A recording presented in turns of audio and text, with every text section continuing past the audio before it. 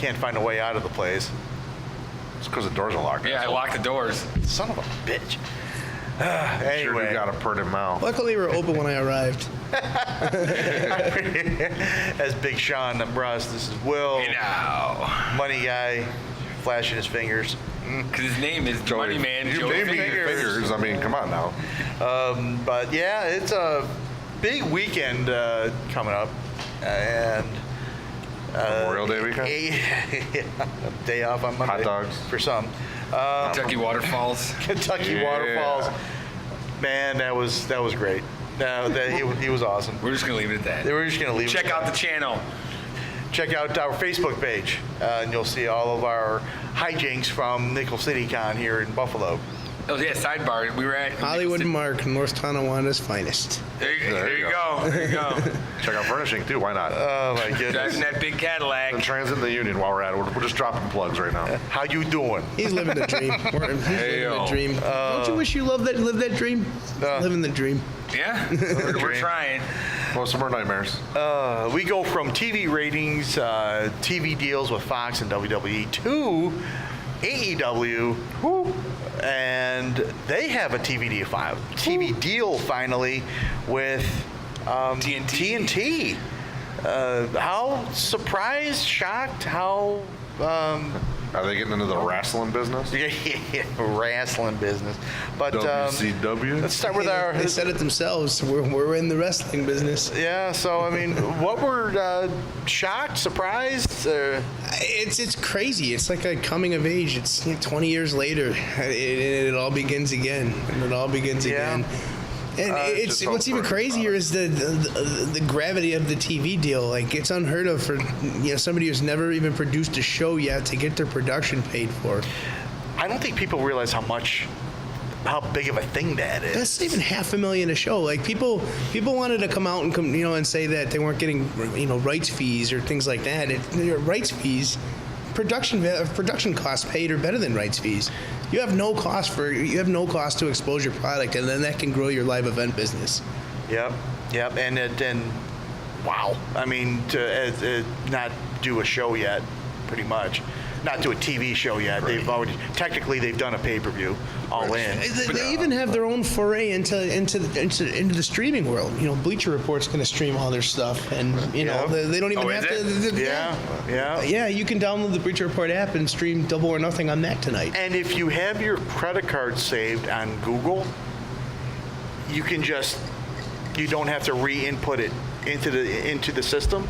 What's your credit card number? Google, because it's through Google Play. Everybody Double or Nothing on Rust tonight. Yeah, right. That does not sound right. No. It definitely doesn't. No. When you think about it. I will not Double or Nothing on Rust tonight. Absolutely not. Hey, wait a minute. Sorry, you're not my type with your Dudley Deadpool shirt over there. Hey, leave Deadpool alone. He's cool. But they made it. But it seems the way that they have things set up on the outside seems pretty convenient for the fans. But again, you say it seems convenient for the fans? I think so.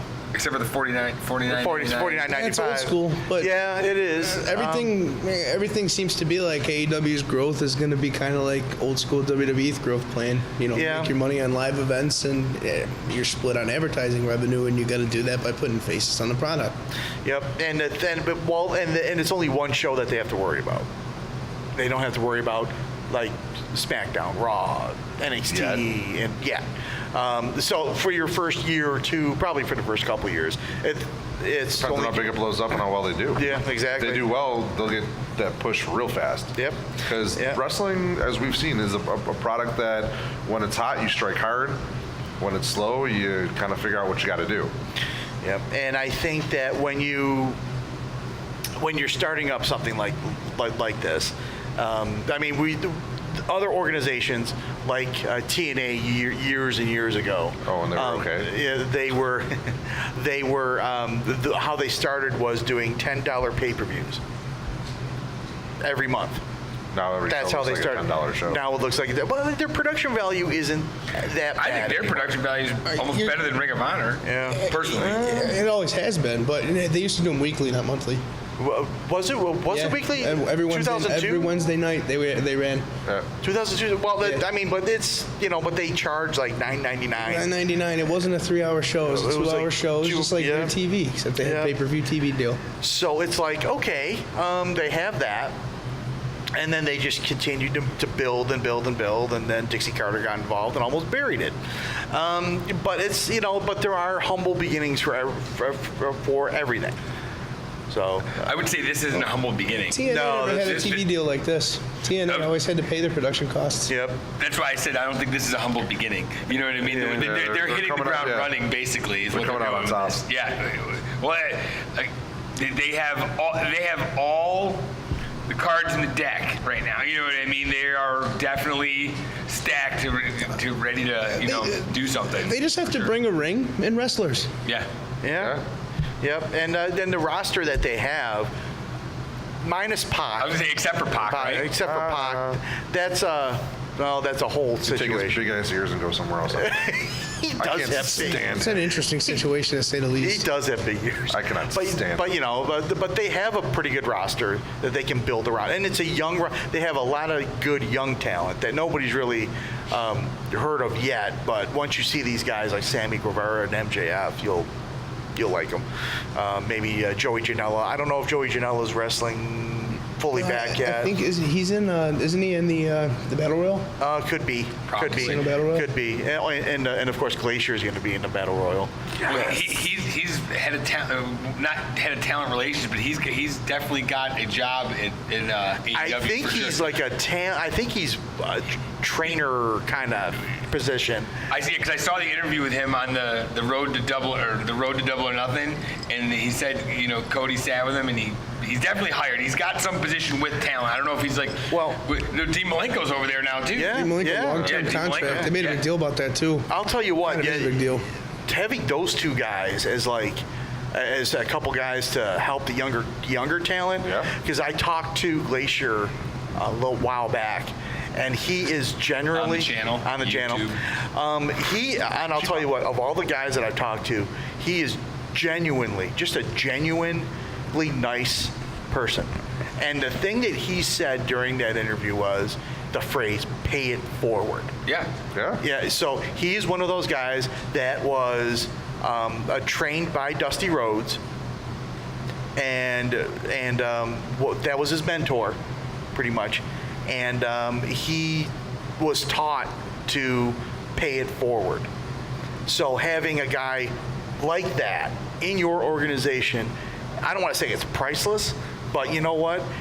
To have the younger talent have somebody like that and Dean Malenko to fall back on. Dean Malenko is so underrated as far as like one of the greatest wrestlers of all time. I think so.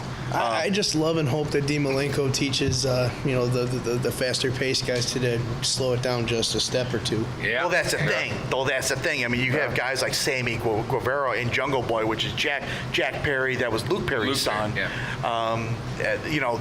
Those kids can just bring it. Sammy Guevara. I bring his name up because I watched him at the 70th anniversary show The for NWA? NWA, and the kid is just nonstop. Boom, boom, boom, boom, boom, boom, boom. He'll make A a lot short of career out of that, stuff. A though. lot of stuff going on, and that's the thing. If you're not careful, you could have a career like Jeff Hardy. Same thing. He had his injuries, but he's still going at the age of 42, 43, I 43 or But he's something. an like enigma. that. He's an enigma for sure. And Gumby. Jeff Hardy's still going is probably, if you think about it, one of the craziest things in the wrestling world. How's that even possible? The drugs. I was gonna say the yeah. addiction That helps a thing lot. side. But The drunk driving, it helps a lot. But like you said, the younger talent, if they want to preserve and prolong their careers, it's a lesson that they all have to learn. Well, even when we had Dan Murphy, I remember he was talking about who was it? One of the girls about one of her finishing moves. He was just talking about the girls in general taking bumps like the guys. No, I think you talk about Tessa Blanchard. Yes, he was. Yeah, her finishing move is it's, if you keep doing that night after night after night, it's going to shorten your career no matter who you are. Yep. He goes, these 6'6", 250-pound guys taking these bumps, and then you got a 5'6" girl who weighs 80 pounds, 160 pounds. You know what I mean? Because muscle and whatever. But the thing is, they all these young kids, they're trying to prove that they belong, and they have this spot, and they need to be in the spotlight. So they're going to do everything and above and beyond. I mean, people even like Ricochet. Ricochet's not going to. I mean, he may or may not be an enigma like Jeff Hardy, but he may or may not be around for a very long time because of what he does. I think though, but from the time that I first saw Ricochet to now, he's actually kind of calmed down a little bit. He was Prince Puma. Yeah, Prince Puma. He does have a lot of ground stuff in his game. He should expand on that for sure. Yeah, I mean, if you want to wrestle for long term, you got to take care of your body. And some of these bumps these guys are taking are ridiculous. Oh, those knees, people's knees. Yeah. You can't fall 20 feet and smash into your knees and roll out of it 30 times a week and not blow your knees out eventually. Well, it's like I fall once, I'm dead. Right. I fall once, I'm not getting back up. I'm like, I know I was there. Thank you. But Do the Peter Griffin. But For those who are only listening to this, it is what you think it is. For sure. But I think, but going back to what we started talking about, I mean, but they have a lot of talent. Whether that talent can bring in numbers, because they don't have, because unlike Vince, they don't have Names. the other streams to fall back on yet. Or the big name. I mean, they have a handful, but they don't have the handful. But what they do have is extremely major cable provider that is literally in everybody's home that has cable that nobody's ever had before. Yep, And they don't have to pay for production.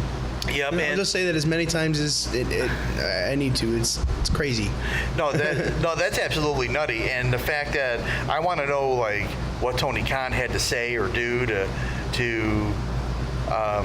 get that kind of a deal, because that is for your first TV deal. He probably said, "Hey, Dad." I'm not busting his chops about being like a daddy's boy or something like that. I'm just saying, like, his dad's got cash, cash to burn. Yeah, remember that we're talking about that $1 billion being. He's got more than that. That's what I'm saying. Not being a lot of money, he's somebody who can The laugh Khans at. are worth like $8 billion. Yeah, they're in the Forbes top 50 richest people in the world. Yeah, I mean, and looking at some of the roster again, wrestling fans would know these names, but it's the casual fan that you have to bring in and get those guys to watch.